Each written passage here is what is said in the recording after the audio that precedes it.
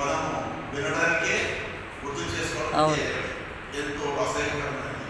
కానీ దీని ద్వారానే మనము ఉమ్మి వేయటం అనే పదం ద్వారానే మనం అనేక దిగులు ఆశీర్వాదాలు పొందుకునే స్థితిలో వచ్చాము. మరి ఈ భాగంలో చూస్తే ఇక్కడ ముందుగా గ్రంథకర్త యెషయా 50వ అధ్యాయం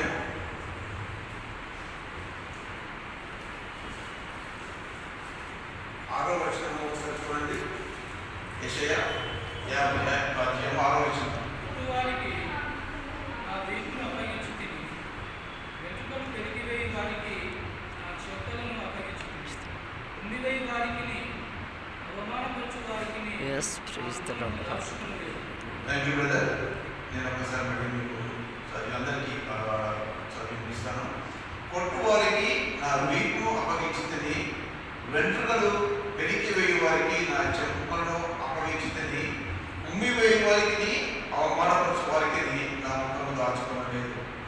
నా మహిమకరము కాక. ఇక్కడ కూడా ఇది ప్రవచన మాటగా నేను ఇది ధ్యానంలో తీసుకున్నాను. ఇంటి ప్రవచన మాట.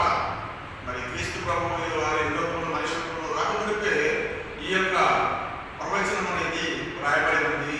మన ప్రవక్త యెషయా ద్వారా మనకు బోధించబడింది. అదేవిధంగా 53వ యెషయా గ్రంథం 53వ పత్రిక గ్రంథంలో ఆ యొక్క అధ్యాయంలో చూస్తే పూర్తిగా యేసు ప్రభు సేవలో పొందే మరి శ్రమలు కానివ్వండి, ఆ అన్యాయం తీర్పు కానివ్వండి, తన దీనస్థితి కానివ్వండి, ప్రజలపట్టి వివరంగా మనకు తీరపరచబడ్డాయి. అవి తూచ తప్పకుండా యథావిధిగా మరి క్రీస్తు ఈ లోకంలో కుమారుడిగా మనిషి కుమారుడిగా జన్మించి అనేక సేవలు అనుభవించిన తర్వాత వాటికి నిజమైన నమ్మగలిగారు.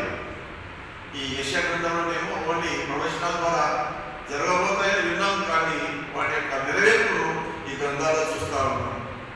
మరి ఈ ఉమ్మివేయబడుట అనే మాటలను మనం జ్ఞాపకం చేసుకుంటే చాలా ఇబ్బందికరంగా ఉంటుంది. ఇది ఉమ్మివేయటం అనేది ఎవరినైనా అవమానించడానికి మరి అత్యంత చివరి మాట అంటే ఘోరమైన మాటలు అది తీసుకోవచ్చు. మరి ఎందుకంటే ఎవరినైనా తిట్టాలని తిట్టుకోవచ్చు, దెబ్బ కొట్టవచ్చు, చేయవచ్చు. కానీ ఉమ్మి వేయటం అనేది అసహ్యం, అవమానానికి తీవ్రమైన పదంగా మనం గమనించవచ్చు. కానీ ఈ పదంలో అది ఎందుకు ఉమ్మి వేయబడుగా ఎంతగా ఎందుకు ఆ స్థితి వచ్చిందంటే మరి దేవుని యొక్క తండ్రి యెహోవా దేవుడు ఈ లోకంలో మరి పాపలను రక్షించడానికి